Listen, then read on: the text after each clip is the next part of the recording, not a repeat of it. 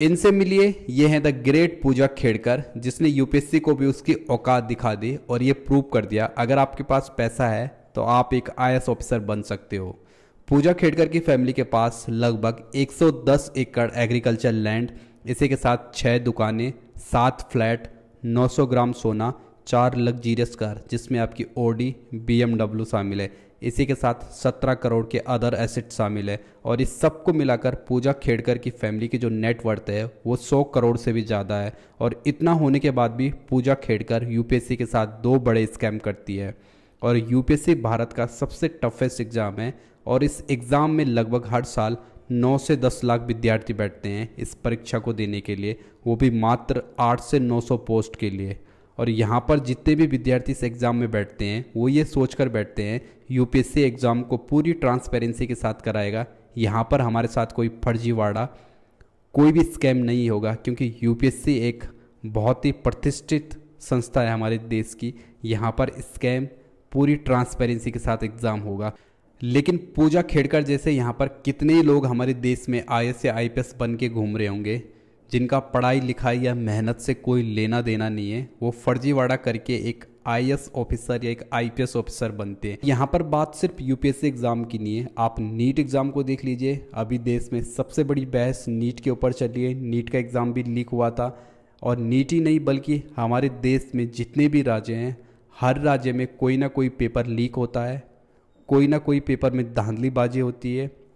यहाँ तक कि हमारे जो बोर्ड स्तर के पेपर है उनमें भी चीटिंग होती है। तो हमारे देश का जो एजुकेशन सिस्टम है, अब आप इस बात से आइडिया लगा सकते हो कितना भ्रष्ट और खोखला हो चुका है। आखिर इस एजुकेशन सिस्टम का ऐसा क्यों हो गया है, इसके लिए कौन जिम्मेदार है?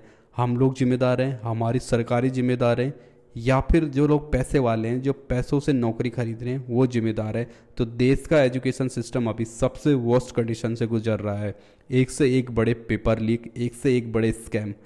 चलिए वापस आते हैं पूजा खेड़कर पर। पूजा खेड़कर की एक कहानी शुरू होती है 24 जून 2024 को, जब पुणे के एक कलेक्टर डॉक्टर सुहास द्विवेदी महाराष्ट्र की चीफ सेक्रेटरी सुजाता सोनी को एक पत्र लिखते हैं और उसमें बताते हैं पूजा खेड़कर नामक एक ट्रेनी आईएएस ऑफिसर जो अभी अंडर प्रोविज़न पीरियड है, पूरी तरीके से अभी आईएएस नहीं बनी है, सरकार के सामने 4 मांगे रखती है। हालांकि ये मैडम अभी आईएएस नहीं बनी है, लेकिन इसने सरकार के आगे 4 मांगे रख दी अपने आईएएस ऑफिसर बनने से पहले अंडर प्रोविज़न पीरियड। पहली मांग थी, मुझे एक पर्सनल ऑफिस दिया जाए जहाँ पर कोई और ना बैठे, मुझे मेरा पर्सनल ऑफिस चाहिए। सेकंड मांग यहाँ पे थी, मुझे एक पर्सनल लाल बत्ती वाली गाड़ी दी जाए, प्राइवेट नंबर। थर्ड मांग थी, मुझे एक पर्सनल रेजिडेंटल दिया जाए, एक पर्सनल हाउस। चौथी मांग थी, मुझे एक पर्सनल सेक्रेटरी दिया जाए।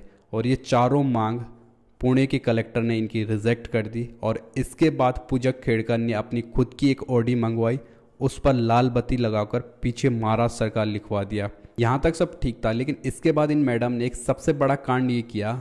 पुणे के अंदर एक असिस्टेंट कलेक्टर का एक ऑफिस खाली पड़ा हुआ था। उस टाइम वो असिस्टेंट कलेक्टर छुट्टी पे चल रहे थे, ऑफिस पूरा खाली पड़ा हुआ था। पूजा खेड़कर उस ऑफिस में जाती है, ऑफिस में बैठ जाती है, वहाँ पर अपने नाम की एक नेम प्लेट लगवाती है। उसके बाद वो असिस्टेंट कलेक्टर इनके ऊपर केस फाइल करता है और फिर पूजा खेड़कर को उठाकर किसी दूसरे डिस्ट्रिक्ट में पोस्टिंग दी जाती है। इसके बाद पूजा खेड़कर उस ऑफिसर के ऊपर हरासमेंट का एक केस दर्ज करती है और इसके बाद ये खबर TV channel, social media, Twitter हर जगह ट्रेंड करने लग जाती है। Hashtag Pooja Khedkar, hashtag UPSC scam. और इसी समय एक आरटीआई एक्टिविस्ट विजय कुमार एक आरटीआई फाइल दर्ज करते हैं और पूजा खेड़कर के सारे काले चिट्ठे खोल देती है। पूजा खेड़कर यूपीएससी के साथ 2 बड़े स्कैम करती है। पहला स्कैम यहाँ पे था गलत तरीके से रिजर्वेशन का उपयोग करना। पूजा खेड़कर ओबीसी की एक क्रीमी लेयर से आती हैं और क्रीमी लेयर वो लोग होते हैं जिनकी सालाना आय 8 लाख से भी ज़्यादा होती है, लेकिन पूजा खेड़कर की जो फैमिली आय है वो 8 लाख से भी कहीं ज़्यादा है। लेकिन पूजा खेड़कर अपने ओबीसी सर्टिफिकेट में ये दिखाती हैं उसकी सालाना आय 0 है, बिल्कुल 0 रुपये हैं। और ये बात ऑन रिकॉर्ड है, पूजा खेड़कर ने अपनी सालाना आय 0 रुपये दिखाई। दूसरा बड़ा, सबसे बड़ा स्कैम जो था वो था खुद को एक डिसेबल पर्सन दिखाना। पूजा खेड़कर फर्जी मेडिकल रिपोर्ट बनवाती हैं और उसमें खुद को ये दिखा देती है कि पूजा खेड़कर की दोनों आई साइट वीक हैं और उसके तहत पूजा खेड़कर को एक डिसेबल पर्सन में रखा जाए और हर एग्ज़ाम में, देश का कोई भी एग्ज़ाम हो, नीट हो, यूपीएससी हो, कोई भी एग्ज़ाम हो, हर एग्ज़ाम में एक जो डिसेबल पर्सन होते हैं उनके अलग मापदंड होते हैं, उनके लिए एक अलग कट ऑफ लगती है। और यहाँ पर पूजा खेड़कर ने इसी मापदंड का यूज़ करके 821 रैंक लाकर खुद को एक IAS ऑफिसर बना दिया। और वही एक जनरल कैटेगरी का जो एक पर्सन होता है, जो एक कैंडिडेट होता है, वो 100 रैंक लाके भी एक IAS ऑफिसर नहीं बनता है, लेकिन पूजा खेड़कर 821 रैंक लाकर एक IAS ऑफिसर बनती है, खुद को एक डिसेबल पर्सन बताकर।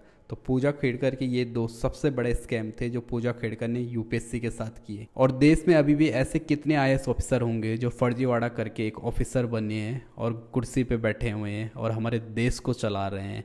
और ये फर्जीवाड़ा सिर्फ पूजा खेड़कर का नहीं है, यहाँ पर काफ़ी सारे लोग इसके पीछे रहते हैं, कोई बड़ा पॉलिटिशियन रहता है। और आपने देखा भी होगा, जब भी देश में कोई सरकार बदलती है या फिर किसी राज्य की कोई सरकार बदलती है तो सबसे पहले IAS IPS का तबादला किया जाता है, क्योंकि एक पॉलिटिशियन जो होता है उस अपने जो उसके करीबी IAS ऑफिसर होते हैं उनको अपने करीब रखता है, उनको ऊंची पोस्ट पे बिठाता है, ताकि जब भी कोई बड़ा स्कैम होता है, जब भी बड़ा कोई घोटाला करना होता है तो वहाँ पर एक IAS ऑफिसर का साइन चाहिए होता है, एक IPS ऑफिसर का साइन चाहिए होता है।